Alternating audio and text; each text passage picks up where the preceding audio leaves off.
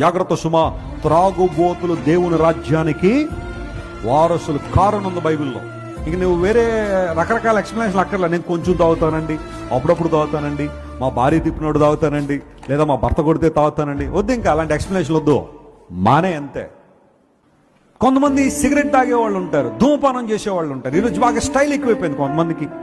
ఆ సిగరెట్ తాగడం స్టైల్ అనుకుంటున్నారు. కొన్ని కాస్మోపాలిటన్ సిటీస్లో స్త్రీలు కూడా ఇదేదో ఫ్యాషన్లా మొదలు పెట్టే రోజు సిగరెట్లు తాగడం. ఇవన్నీ అక్కర్లా, ఆ టైంకి తాగాల, తాగేసేయాలంతే. ఆ నికోటిన్ అనే పదార్థానికి అలవాటు పడిపోయి చాలా మంది ధూమపానం చేసేవాళ్ళు. ఒక్క సిగరెట్ ఒక మనిషి యొక్క ఆయుష్ను 10 నిమిషాలు తగ్గిస్తుందట. ఎవరైనా అలాంటి అలవాటు ఉంటే మానేసేయండి.